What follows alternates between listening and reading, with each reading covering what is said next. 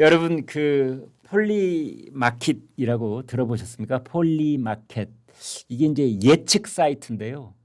한간에는 뭐 도박 사이트 이렇게 알려져 있는데 정확하게 말하면 그 이제 자기가 일정 금액을 내걸고 예측을 해서 결과가 맞으면 거기다 그만큼의 상을 받는 이제 이런 사이트입니다. 꽤 유명한 사이트입니다. 폴리마켓. 원래는 이제 큰 이 스포츠 대회가 열리면 스포츠 대회 우승팀 가령 프로야구의 경우에 최종 우승팀이 누구냐 수비력이 어느 쪽이 더 탄탄한가 마무리 투수는 어느 쪽이 더 많이 있는가 그다음에 뭐 에러는 어느 쪽이 더 적은가 또는 그 이 팀 타율은 어떻게 되는가 이런 걸 과학적으로 분석을 해서 어느 팀이 우승이 제일 확률이 높다. 이제 그렇게 해서 그걸 예측을 하고 맞추고 이제 이런 겁니다.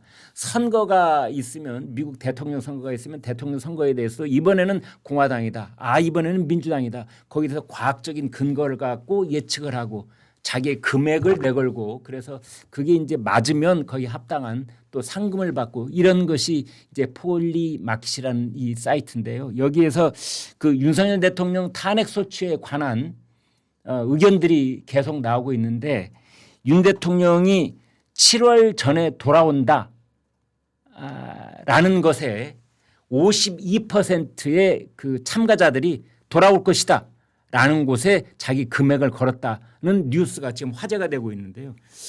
외국에서도 이렇게 관심이 있다는 것 하나가 첫 번째 놀랍고 또 외국에서는 이제 윤 대통령의 복귀 가능성을 점치는 사람들이 뭐 절반쯤 되는구나. 이런 것도 또 발견하게 됐어요. 올 1월 초 미국 정가의 분위기만 보더라도 거의 뭐 압도적인 분위기가 윤석열 대통령은 탄핵될 수밖에 없다. 네. 그게 정설이었어요. 네. 그렇지만 이제 미국의 분위기는 확 달라져 있어요. 네. 특히 우리 미국 정가의 많은 그 관련성과 또 미국은 합법적인 로비가 가능한 그런 국가지 않습니까? 네. 그와 관련된 우리 이런 인사들 그런 교포 인사들 교포사회에서도 지금 미국 정가에서는 지금 이제 한국 같은 이런 동북아 안보 질서의 가장 중대한 국가에 대통령직이 지금 중지돼 가지고 이 불안한 상황을 겪고 있는 부분에 대해서 상당히 미국의 실력이 있고 그런 미국의 지금 그 특히 한국에 대한 관심을 가지고 있는 그런 쪽에서는 윤석열 대통령의 복귀가 그런 꿈 같은 사실은 아니다. 그 사람들 표현대로라면은 네. 충분히 현실적으로 이루어질 수 있는 일이다. 이런 이제 시류가 교포사에서도 이제 확산되고 있다는 거죠. 네. 저는 그 이야기를 들으면서도 이제 그런 겁니다. 미국 같은 저는 냉철한 뭐 이런 자본주의 사고를 가지고 이렇게 점실된 국가 입장이지만은 과연 대한민국의 현실 현주소를 보더라도 지금 이제 대책 없는 이게 조기 대선으로 이렇게 공론이 분열되고 엄청난 사회적 혼란이 야기될 걸 뻔한 상태에서 조기 대선으로 이렇게 진영 간의 그 싸움의 연장선상에서 만들어진 대통령이 네. 과연 이 국민적 이 분열 이걸 치유하고 회복시켜서 국민 통합으로 다시 제2의 대한민국을 만들어 나갈 수 있는 그런 여력이 되느냐 지금. 네. 더군다나 민주당 진영의 그 대표 선수가 이재명 대표란 말입니다. 네. 여기에 대한 지금 보수 우파 진영이 이렇게 크게 결집하고 있는 부분은 윤석열 대통령에 대한 물론 지지도 있겠지만 사실상 이재명 대표에 대한 안티 반감 네. 이런 비호감 이런 부분들이 점철되어 있단 말이에요. 네. 그렇다면은 지금 현재 이 폴리마켓에서 이런 예측치가 나오는 부분도 이걸 그냥 재미로 심심풀이 땅콩으로 이렇게 볼 사안은 아니라는 것이죠. 네. 그래서 지금 뭐 국내외적으로 아무튼 많은 관심을 쏟고 있는 윤석열 대통령 탄핵 소추의 그 결과에 대해서 아무튼 이런저런 예측이 그러니까 이게 탄핵 나오고 소추는 이제 뭐 국민의힘이든 민주당이든 절대 정치적 의미를 가미할 필요는 저는 없다 봐요. 현재 재판관들이 자신들이 막 계속되는 이야기입니다만 헌법과 법률에 의해서 그 양심적 자기가 판단을 하면 되는 것이고 그 판단을 승복해야 돼요. 어느 쪽이든. 그렇게 해서 윤석열 대통령은 또 헌재 최종 변론에서 그랬잖아요. 자기는 복귀를 하더라도 임기를 단축해서 개헌과 함께 두 번 다시 이런 국가적 불행이 발생하지 않는 제도적 장치 마련하겠다고 했지 않습니까? 네. 저는 그런 측면에서 이제 그런 사안들을 지금 국힘 이 지도부가 특히 이제 그러면 윤석열 대통령에 대한 복귀에 대해서도 또 걱정과 우려의 목소리를 많이 가지고 있는 그런 국민들도 많지 않습니까? 12월 3일 이전과 똑같아질 수는 없을 것이다. 이제 그렇습니다. 이런 우려죠. 그런 네. 것입니다. 그렇기 때문에 윤석열 대통령 입장에서도 마냥 자신의 온전한 임기를 갖다 다 채우고 자신의 권한 행사 다 하면서 그런 대통령으로 국민들에게 절대 정치적 부담을 주지 않을 것이다. 자, 그런 연장선상에서 이제 질문을 좀 이어가 본다면 이 작가님 우리나라에서 장마 그러면 몇 월이죠? 7월이죠. 예? 7월. 7월 초입니다. 7월 초 9월도 장마잖아요. 아닙니다. 7월 초에 시작해서 예. 보통 6월 하순 내지는 7월 초에 시작해가지고 7월 하순에 마치는 게 장마입니다. 아, 7월이 장마철이다. 이제 이렇게 볼 수가 있겠는데 예. 저 문재인 정부 때 청와대 정무수석에 했던 최재성 전 의원이 장마 대선이 있을 것이다. 이렇게 예측을 했어요. 이게 일리 있는 얘기입니까? 저랑 몇 개 방송에 고정 출연을 하고 있어서 네. 많은 이야기를 주고 받는데 네. 상당히 그 전략통이고 그 기획통이죠. 네. 또 분석도 잘하시는 분인데 예. 그러니까 이분도 지금 현재 지금은 아니다고 보는 거죠. 그러니까 아. 이분은 아마 올 초 정도는 사흘 말 내지는 올 초가 돼야 예. 헌재 심판 결과가 있을 것이다. 물론 그걸 이제 인용 쪽을 전제하고 하는 얘기지만 자신은 인용을 전제로 하죠. 네. 하는 예. 그래서 헌재 결정이 4월도 아니고 5월에 나올 것이다. 예. 아니 그러면 문영배, 이미선 두 분이 퇴임하고 난 뒤 얘기 아닙니까? 지금 일간의 이야기가 헌재 재판관들이 팽이도 짧아지고 또 뭐 조기 퇴근도 하지 않고 또 외부 약속도 안 잡고 그러면서 지금 현재 윤석열 대통령 선거 날짜가 뭐 이게 대단하게 걸려 있어 가지고 지금 고심에 고심을 더하고 있다 뭐 이런 거에 네. 지금 시중에 뭐 도는 기사잖아요. 네. 그런데 이제 지금 상황에서는 문영배 이 헌재 소장 대행이 자신이 아닌 말로 지금 현재 재판관들 팽개를 통해 가지고 나온 그 재판관들의 판단을 갖다 그대로 따라서 네. 할 것 같으면 난 벌써 했지 않았나 싶어요. 아, 예. 이 사람도 자신이 소장 대행으로 있으면서 쉽게 말하면 인용 아닌 그 다음에 결정은 자신이 하고 싶어 하지는 않는 것 같아요. 그러니까 적어도 탄핵소추의 선고 기일을 잡느냐 마느냐 이 여부는 그는 대행이 이제 할 수 있는 대행이 그 예, 결심이죠. 결심이군요. 네. 그때 이제 표결을 했을 때 편결해서 누가 몇 표에 손을 드느냐는 그건 별도의 문제로 날짜를 잡는 거는 대행이 할 수 있는 일이다. 근데 그 날짜를 지금 안 잡고 있는 거군요. 그런 문영배 거예요. 대행이. 그러니까 그동안 팽의를 통해 가지고 이제 쭉 뭐 사실관계 정리회에서부터 해가지고 네. 쭉 그동안 현재 뭐 이게 변론 기일에서 나온 그런 뭐 정언 또 증거 뭐 이런 걸 가지고 다 정리를 해 나가는데 네. 최종적으로는 결정문에서 흠결 없이 만들어져야 되잖아요. 결정문.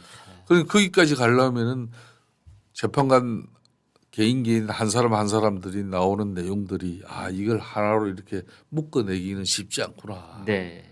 그렇기 때문에 이게 시간을 그냥 마냥 늘어지게 지금 가고 있는 거예요. 네. 근데 이게 뭐 호박에 금 끊는다고 수박이 되고 뭐 네? 고름이 살되는 거 아니지 않습니까? 그런 측면에서도 저는 헌재에서도 이제 더 이상 이걸 자신들 보고 언제 정치적인 그런 부담까지 지려고 한 거는 아니잖아요. 네. 자신이 판단한 그 기준 원칙에 따라 가지고 심판을 하면 되는 거예요.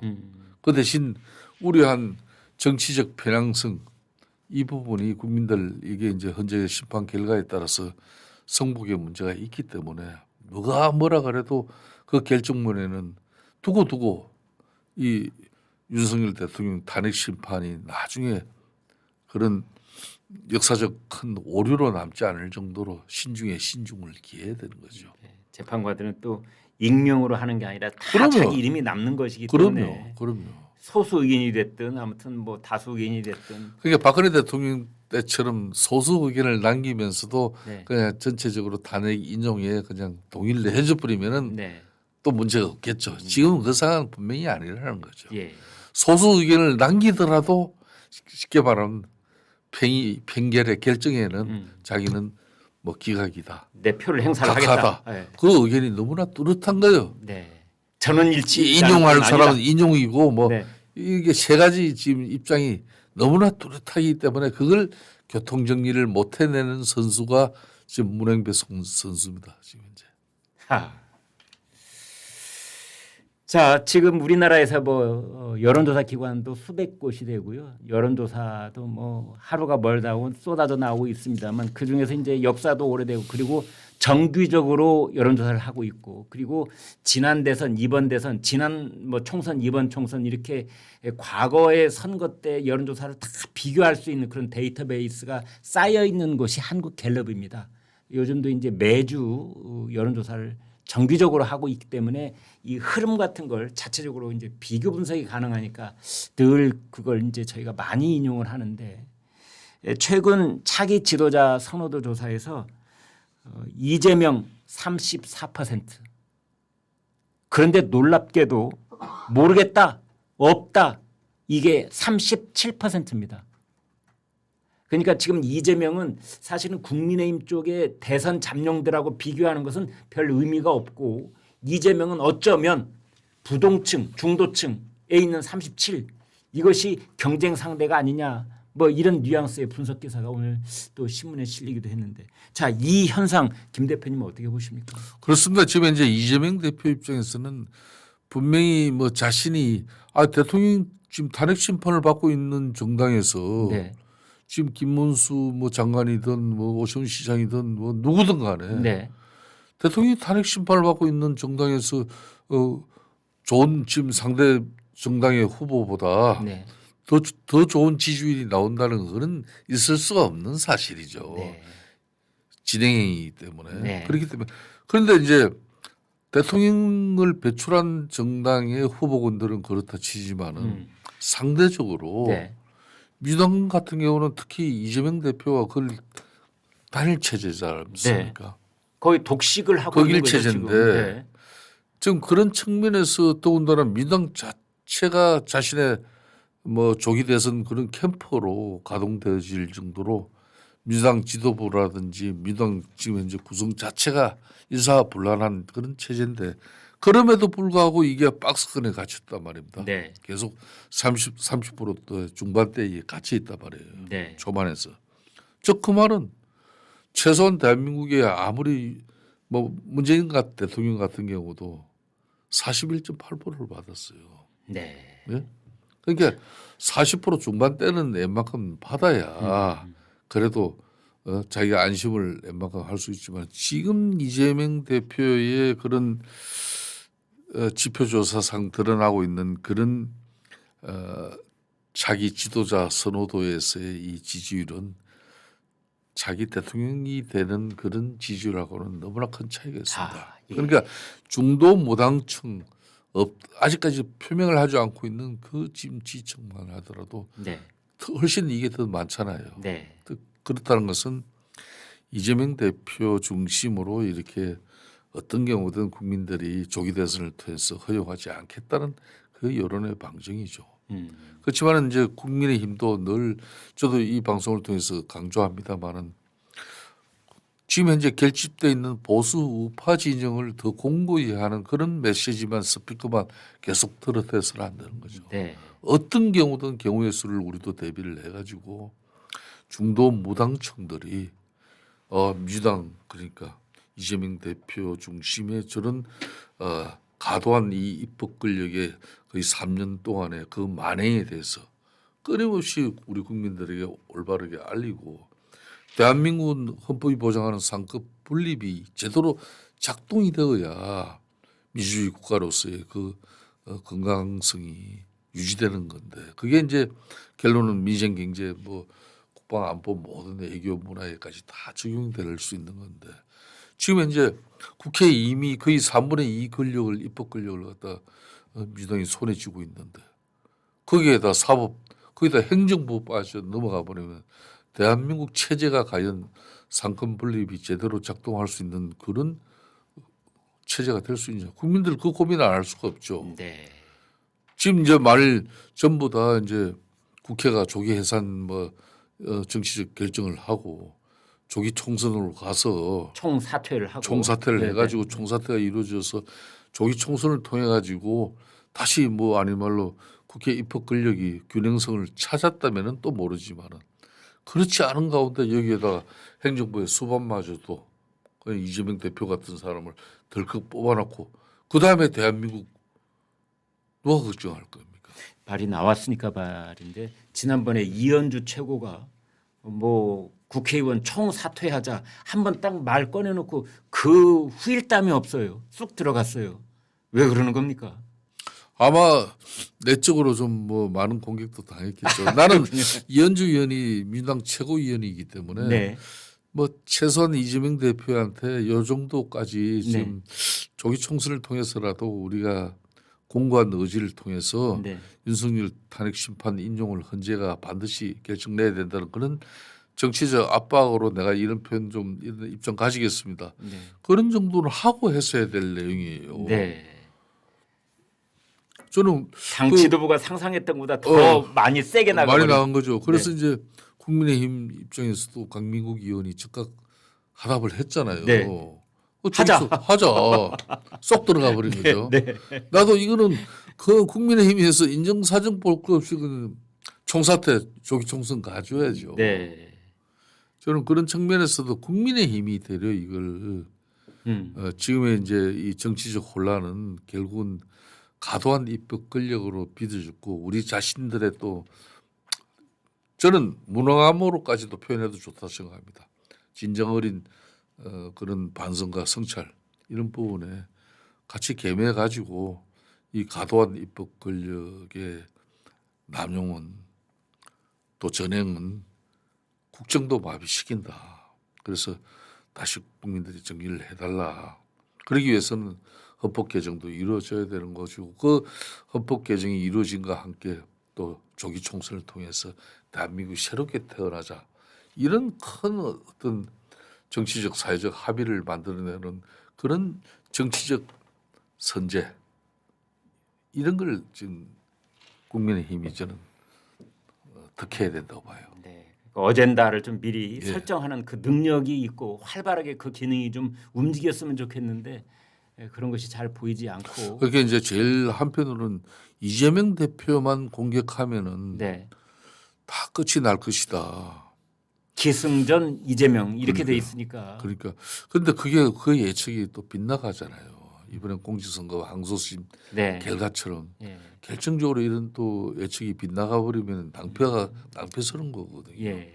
그렇기 때문에 이제 대한민국이 오늘날 세계 10위권의 경제 대국이 되기까지는 50년이 넘는 그런 쉽게 말하면 통치 경험을 가지고 있는 국정 운영 경험을 가지고 있는 이 보수의 우월성 네. 이걸 지금 이제 미국의 트럼프 대통령 체제 하에서도 한반도 이런 안보 질서도 안정을 유지한 가운데 우리가 지금 현재 수출 대국 6위의 그런 경쟁력을 어떻게 유지할 것인가 네. 그런 측면들에 관해 가지고 국민들에게 민생 경제 그런 유능한 정책적 아젠다를 갖다 계속 선점해 줘야 돼요. 계속 이재명만 조업해 가지고 끝장 본다. 이게 좀 올라오나 그것도 해야 되겠지만. 물론 해야죠. 네. 그건 하지만은 거기에 모든 걸 다 걸어서는 안 된다는 겁니다. 위험하다는 거죠. 네, 오늘 저희 시청자들께서 가장 궁금해하실 그런 질문을 오늘 김성태 최고께 마지막으로 여쭤보도록 하겠습니다. 예. 뭐니 해도 저희 시청자 최고 궁금한 건 이겁니다.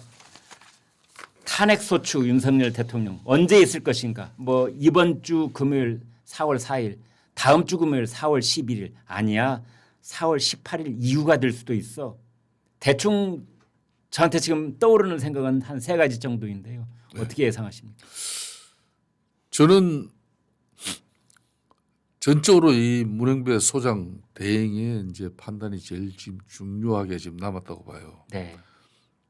자신이 정치적 부담을 떠안고 이렇게 가지 않으려면은 결정을 하지 않고 자기는 퇴임해 버리면 만세 불러버리고 퇴임하면 끝나버립니다. 네.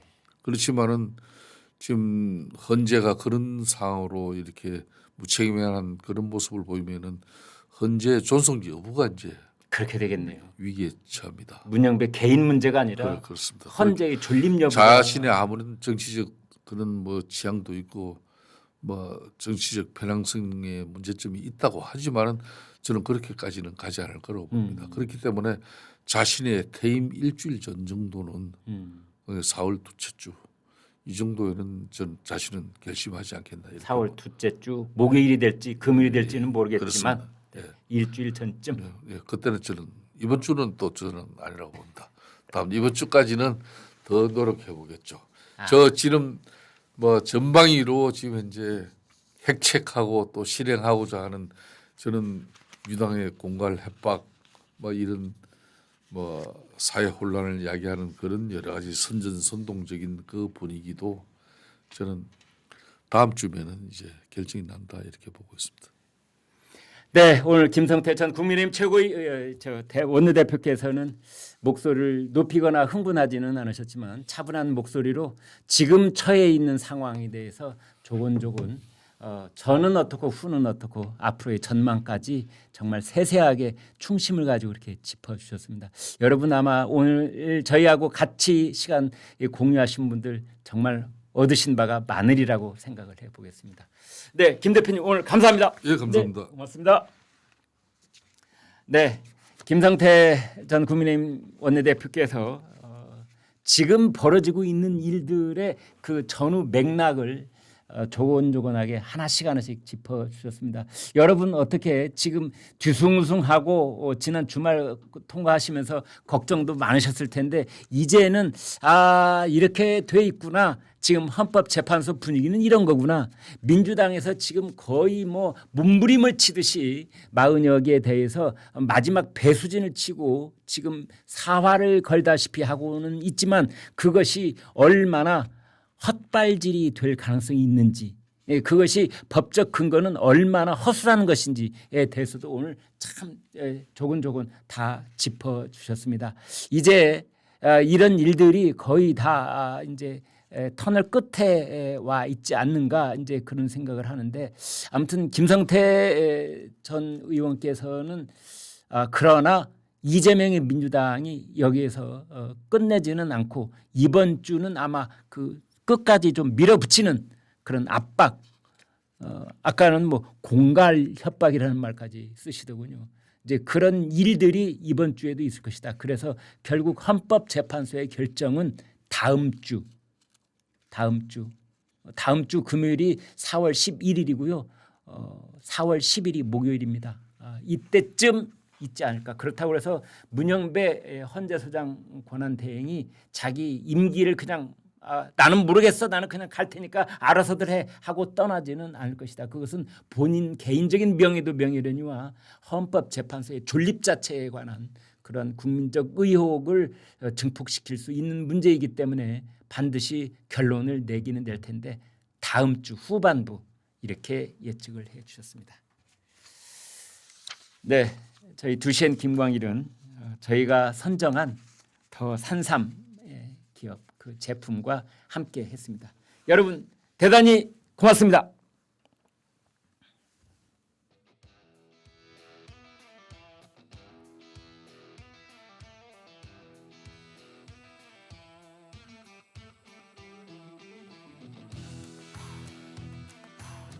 (2012년) 출시해 500만 병을 판매한 공전의 히트작. 매일 하루 한 병, 야생 산양산삼 한 뿌리분의 사포닌으로 활기찬 일상을 시작해보세요.